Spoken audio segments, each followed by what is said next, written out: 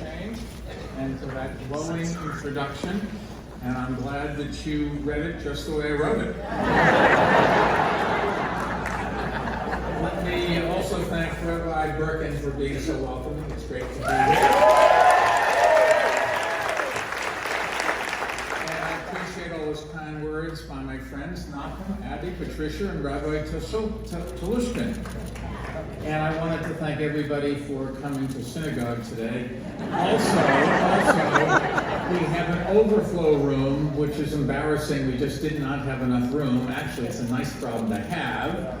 And for those of you that are stuck in the overflow room, wherever you are, in which direction I don't know, I appreciate so much, and I'm sorry that we couldn't accommodate everybody, but we are here. Now, I know the Torah portion yesterday started the 10 plagues, and I will try not to subject you to what I call the 11th plague, a really long speech. I thought that was funnier than you did, actually. I'm so glad to be with all of you today here in Aventura, and not only because it's winter in New York, but being here reminds me that growing up, I was told that there were 2 promised lands. One had milk and honey, the other had Miami Beach and Wolfie's Deli.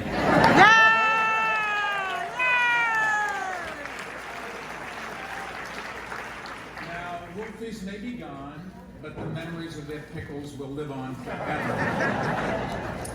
I'm also glad to be speaking before such a diverse and multilingual Jewish community. I didn't know whether to begin by saying shalom or saludos, or both. But I do know that you are used to seeing New Yorkers here in southern Florida. Do we have any New Yorkers here today? We need you back. Some of the stores, we need more taxpayers and all that stuff. Anyways, I just hope all of you voted for the correct mayoral candidate back in 2001, 2005, and 2009.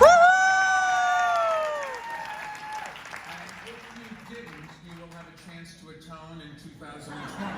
Yes! Yes! Yes!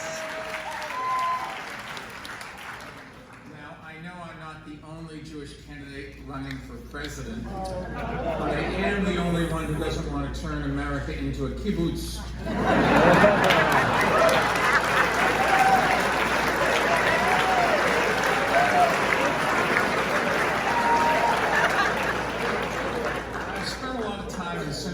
In my life, my parents taught me that Judaism is more than just going to shul. It is about living our values, including our obligation to help and to repair the world in the tradition Tikkun Olam. And it's about revering the miracle that is the state of Israel, which for their generation was a dream fulfilled before their very eyes. My mother and father never had the means to visit Israel when I was a child, but I was lucky enough to travel there many times, including on an El Al flight that I took when the FAA banned American carriers from flying to Israel during the Gaza conflict in 2014. And it was in my own little way of wanting to show the world that Jews will never let fear of terrorism keep us out of Israel. Never.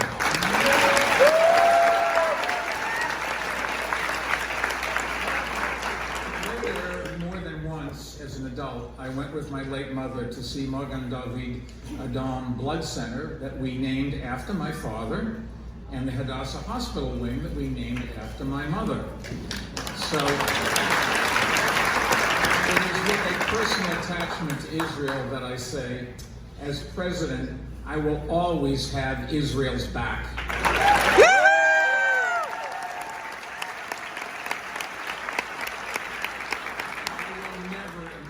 Conditions on our military aid, including missile defense, no matter who is prime minister. Good point. I will not wait 3 years to release an Israeli-Palestinian peace plan. I will never walk away from our commitment to guarantee Israel's security.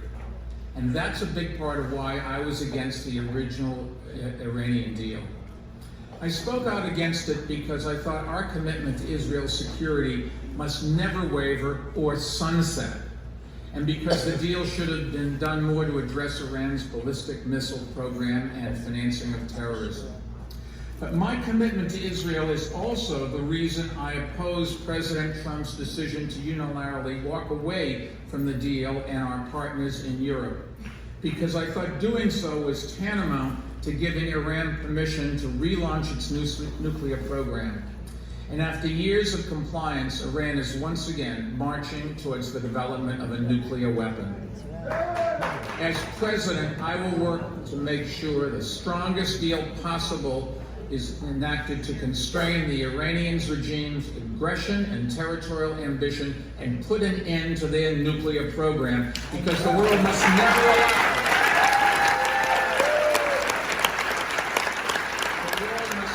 allow Iran to threaten Israel and the whole region with a nuclear attack. Now, sadly, the violence that has always threatened Israel is rearing its ugly head here in America with alarming frequency. Over the past few years, we have seen a deeply unsettling rise in anti-Semitic violence. Jews have been targeted for murder in synagogues like this one. And I know how connected all of you are to the Tree of Life community in Pittsburgh, since Rabbi Berkman grew up in that synagogue. His father is the Rabbi Emeritus there, and his father would have been at services that day had he not stayed home because his wife was sick. And that's the only thing that kept him from his usual seat in the pews directly in the line of fire. Tree of Life was also the synagogue that my sister Marjorie attended when she lived in Pittsburgh many years ago, and she has many fond memories of her time there. So it was deeply personal for her and for our whole family as well. Of course, while the Pittsburgh attack affected all of us, it was far from an isolated incident. This time is a time of great anxiety in the Jewish community, both around the world and here at home, as ancient hatreds are given fresh currency with new technologies. We are confronted by signs that we thought we would never see outside of old black and white newsreels.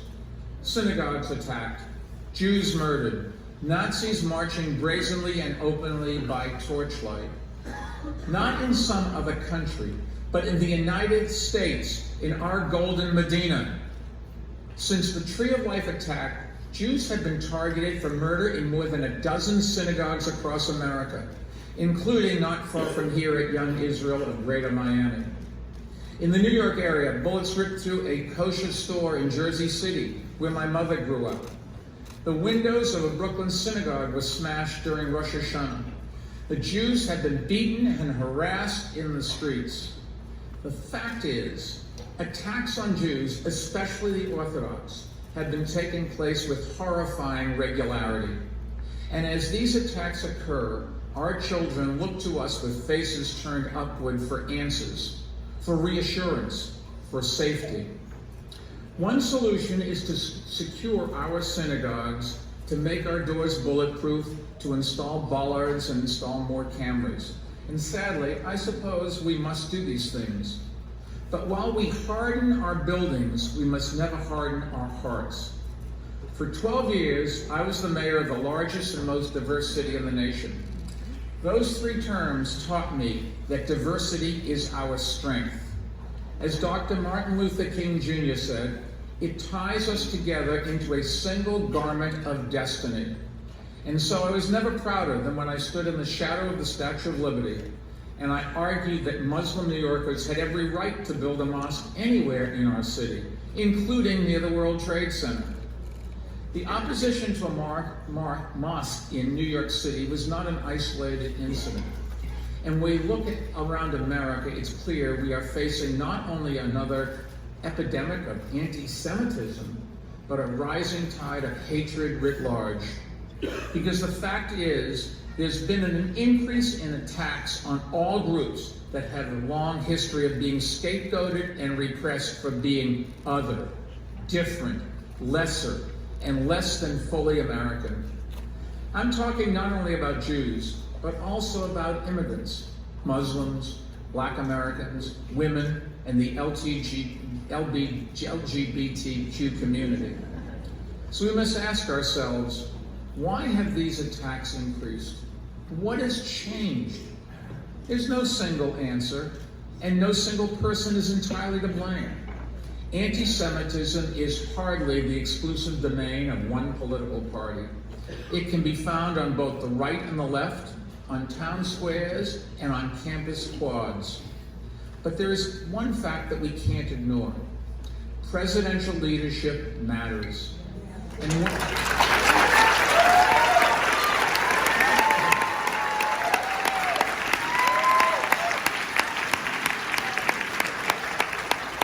the president calls his supporters real Americans, an echo of the language that nativists, anti-Semites, and the KKK used for many decades, he undermines our fundamental national values.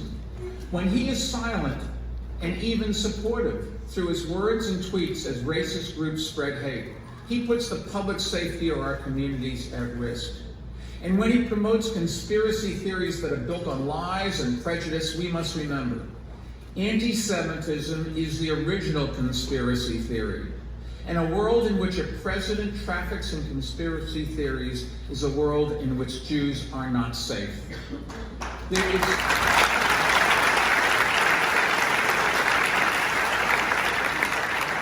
just no escaping the direct line between his conduct in office and the rise of violent attacks targeted at minority groups across the country. Now, in addition to undermining American values and endangering American citizens, the toxic culture the president has created is harming our relationship with Israel, and here's why. Since the very beginning, America's support for Israel has been strong and broadly bipartisan. But in the past few years, we've begun to see troubling cracks in that bipartisanship. And yet, instead of repairing the cracks, the president has pulled them apart by trying to use Israel as a wedge issue for his own electoral purpose. To me, that is a disgrace. We must never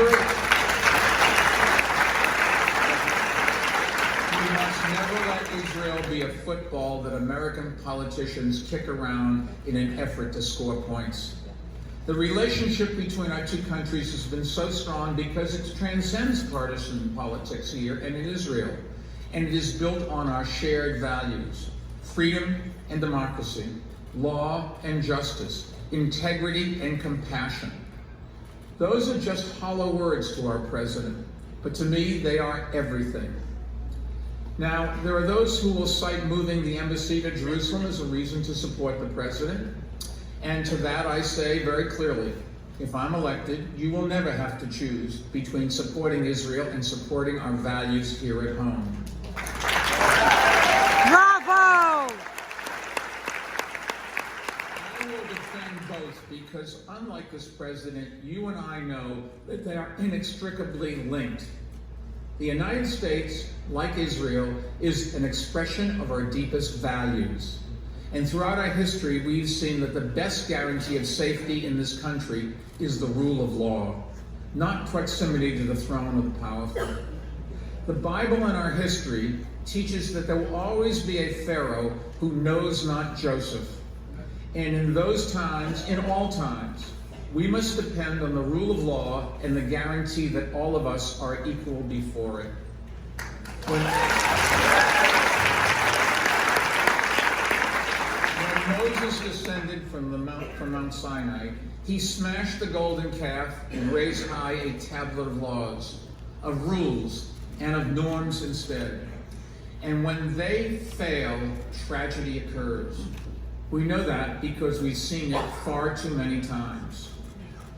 Tomorrow is the 75th anniversary of Auschwitz's liberation.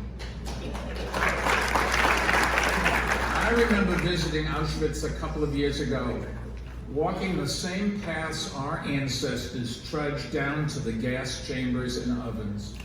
And as we prepare to mark International Holocaust Remembrance Day tomorrow, we're reminded of what Rabbi Sachs of Great Britain teaches, that hatred that starts with the Jews never ends there.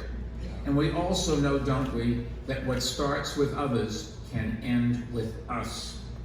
So when children So when children are ripped from their mothers at the border because their skin is darker, or when immigrants are denied entrance based on their religion or nationality, we hear history's dark echoes, while others hear a dog whistle and become emboldened and empowered. Leadership sets a tone. It's either inclusive or exclusive, divisive or uniting, incendiary or calming. If either appeals to very fine people on both sides of bigotry or it unequivocally rejects it. Well, to me, there's no such thing as a very fine white supremacist.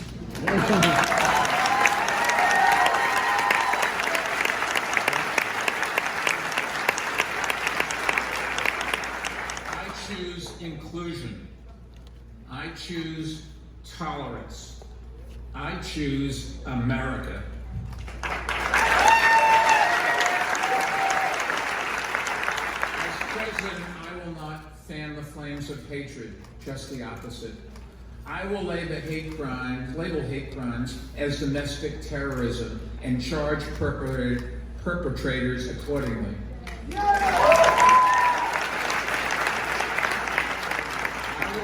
A national coordinated effort led by the FBI and the Department of Justice to crack down on violent extremists. I will expand the Department of Education's Stop Bullying campaign so that we can put an end to harassment in schools, including on college campuses.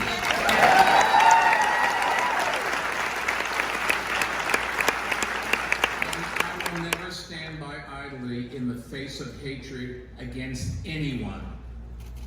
That's a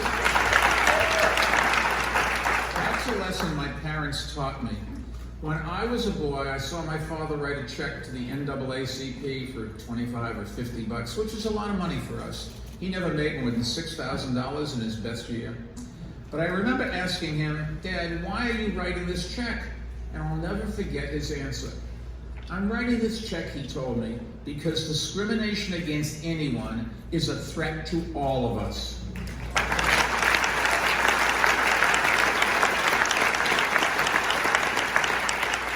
didn't realize it at the time, but that lesson was straight out of Vayikra. Lotar Amod, don't stand by idly while your neighbor's blood is shed. And I believe we must take that teaching to heart today. We must not stand by idly. There is too much at stake. Now, since we're in synagogue, I should mention that all of this relates to this week's Torah portion, which we retell in the Passover Seder.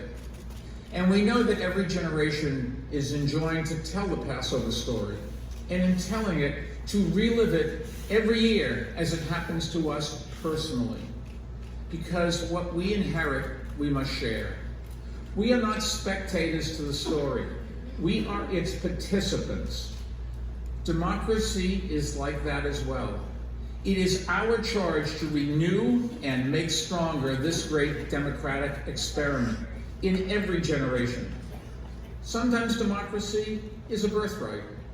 Sometimes it is a gift. And sometimes it is a fight. Today, it's a fight, and I'm asking you to stand and fight with me. As proud Americans and as proud Jews, stand with me and fight for the America our parents and our grandparents had, who struggled to get here and make it here when they arrived, and for our children, and for our grandchildren, and for all of us. I hope you will agree that the 2020 election is no ordinary election. Some elections are about the difference between marginal tax rates or the national debt or school uniforms. This election is about so much more. This election is a referendum on the meaning of America. It is about what we will tell our children and our grandchildren we did in this moment at this time. This election is about whether we recognize that all groups who have been marginalized, excluded, repressed, scapegoated, vilified, or far worse, rise and fall together. And that is our best hope. And our only hope is in standing together, rejecting demagogues who try to seduce us by dividing us, and uniting behind the only shield that can protect us, our common values as American citizens. And our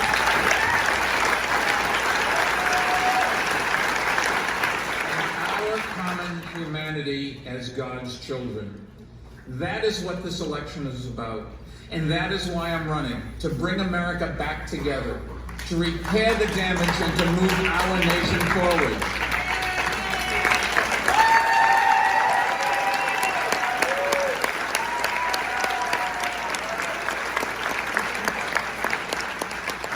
Together, we will get it done. Thank you. Yeah!